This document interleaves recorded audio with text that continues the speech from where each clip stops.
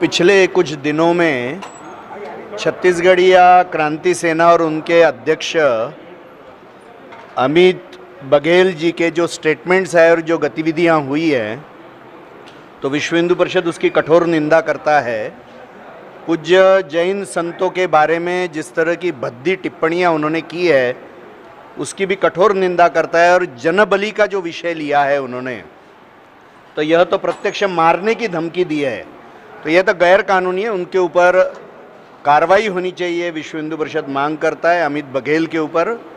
और उनके बोलते उनके मंच के ऊपर उस समय मुख्यमंत्री जी के पिताजी बैठे हुए थे, ऐसा दिख रहा है। तो उनके उपस्थिति में ये होना, इसका एक स्पेशल सिग्निफिकेंस है, मैं मानता हूँ। और जो गुंडरदेही और अन्य गांवों में जो हमले हुए हैं, 1 मई को भी हमले हुए, तो उन हमलों में पुलिस के उपस्थिति में ये हमले हुए हैं। और तलवार रॉड ऐसा लेकर लोगों के ऊपर हमले हुए, सर फूटे, हाथ पैर टूटे हैं, ये सारी बातें हुई है। तो पुलिस के उपस्थिति में होना, तो फिर क्या राज्य सरकार इन बातों की तरफ ध्यान दे रहा है कि नहीं? और इसलिए ऐसे कानून हाथ में लेने वाले, संतों को धमकी देने वाले ऐसे सभी लोगों के ऊपर कठोरतम कार्रवाई होनी चाहिए, केसेस दर्ज होनी चाहिए, गिरफ्तारियां होनी चाहिए। विश्व हिंदू परिषद ये मांग करती है कि ऐसे सारे संतों के जीवन की रक्षा के लिए उनकी चिंता करनी चाहिए राज्य सरकार ने, और मंदिरों और मठों की भी रक्षा के बारे में सोचना चाहिए, क्योंकि इस तरह की धमकियां दी जा रही है।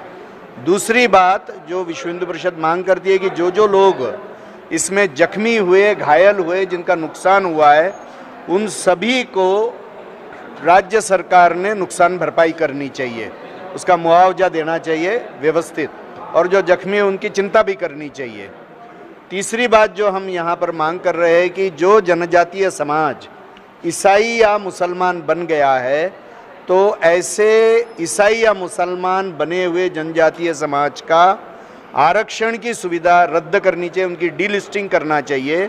संविधान दत्त आरक्षण जनजातीय समाज जो ईसाई या मुसलमान नहीं बना है, उसी को मिलना चाहिए। हम एफआईआर पहले दर्ज कराने का प्रयत्न कर रहे हैं, समाज में इसके लिए जागरण करेंगे। पुलिस स्टेशन में नहीं होता है तो कोर्ट में जाके करेंगे, यहाँ नहीं होगा तो देश भर करेंगे। अभी देखेंगे आगे कैसा कैसा होता है, क्योंकि बहुत भी लोग के अनेक घटनाएं हो रही है। मांग करने से एक आग्रह है समाज में, यह दिखाई देता है, वही कर रहे हैं हम। ऐसा है कि ये सारी घटनाओं के पीछे ऐसा लग रहा है कि ईसाई मुसलमान संगठन माओवादी संगठन हो सकते हैं, ऐसा लग रहा है, क्योंकि अनेक अन्य राज्यों में भी इस तरह की घटनाएं हो रही है। तो ये जो मूल निवासी परदेशिया इस तरह के विषय चल रहे हैं, भारत सरकार का भी ये स्टैंड है, हमने यूनाइटेड नेशंस में भी लिया है, और हमारा भी ये स्टैंड है कि भारत में रहने वाले सभी लोग यहीं के मूल निवासी है। भारत की तुलना अमेरिका या अफ्रीका से नहीं की जा सकती कि यूरोप के गोरे लोगों ने आके स्थानीय लोगों को मारकर भगाया और गोरों का राज्य स्थापन किया। भारत की स्थिति नहीं है।